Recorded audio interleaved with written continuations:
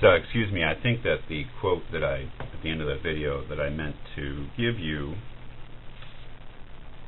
is on the first page in the fourth paragraph, the very end of that paragraph. He says, and if these last, that is, if primary substances did not exist, it would be impossible for anything else to exist. That is a very strong statement of what Aristotle considers, I think, to be most real. What is most real are individual things, what he calls substances, and that everything else that exists in a different way, and exists in a way that somehow or another is dependent upon that primary existence of individual things.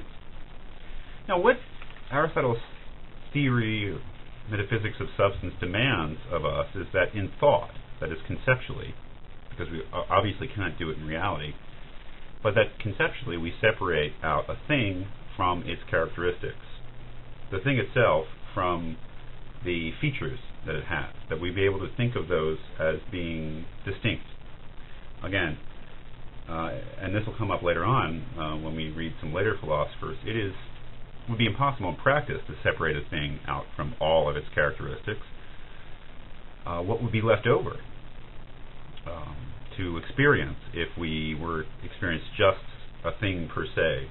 Would it be possible? But Aristotle thinks that at least conceptually we can separate out the substance, the being, the individual thing, from its characteristics and think of them differently.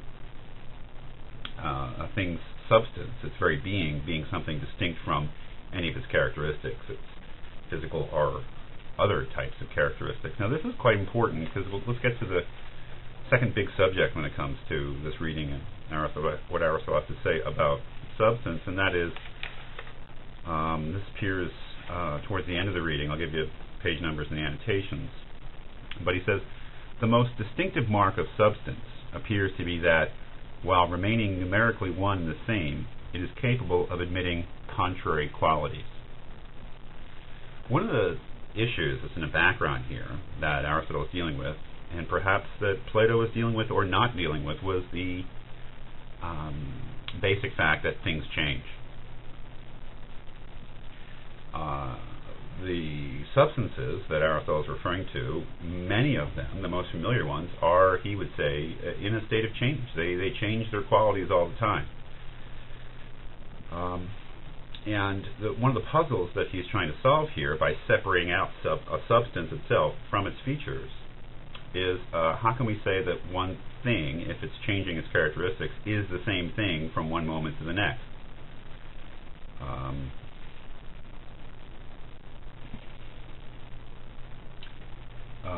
And continuing that paragraph, he says, if what was hot becomes cold, if what was white becomes black, if what was bad becomes good, through a process of change, he gives those examples that the qualities that substances possess are in a constant state of change.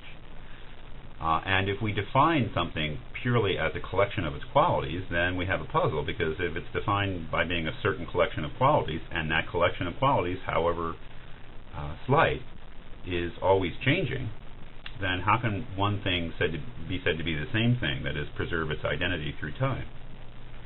Aristotle's theory of substance is, I think, in part meant to solve that particular metaphysical problem by saying that a substance is the kind of thing that can change, that is, change its qualities, yet remain the same. And he tries to give us a sensible way of talking about that. How can something change yet remain the same? He says at the end of this paragraph, it is by themselves changing that substances admit contrary qualities. That is, it is by themselves changing that they admit contrary qualities. It is thus that which was hot becomes cold, for it has entered into a different state. Similarly, that which was white becomes black, and that which was bad, good, by a process of change. And in the same way, in all other cases, it is by changing that substances are capable of admitting contrary qualities. That is, substances actually do change. They change their qualities, they change their features, yet they endure. They remain identical with themselves. They remain the same thing. again, I'm no expert on these things. I'm just a reader of philosophy.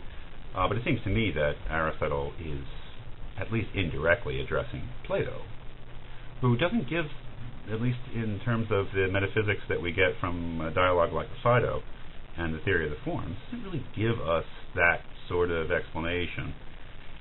For Plato, it seems like the only things that don't change, can be said to remain the same, are the forms. The individual things that participate in the forms, or that the forms are incarnate in these individual things, they are a state of flux. Whether they remain numerically the same, I don't think Plato would agree that they do, or even that it's that important. What is important that remains the same are the timeless, eternal forms like beauty and virtue and the good and justice and other things. They're the things that always remain the same. But Aristotle is asking us to think of reality in a different way. Those things, like the forms, are at best secondary substances. They don't, he seems to suggest, they don't have an independent existence. The only thing that has an independent existence are the primary substances. Those things that Plato calls the forms can be features of, characteristics of primary substances, and can be called secondary substances. But they shouldn't be thought of as having an independent existence. So Aristotle's theory of substance is meant to address certain problems, to make certain assertions about what is truly real. What is truly real are individual things that can be talked about, and everything else is either in those individual things or predicable of them, and that what is most distinctive, the most distinctive mark of substance, is that even though it changes, it remains the same thing. So Aristotle is attempting to give us a sensible way of talking about the world around us.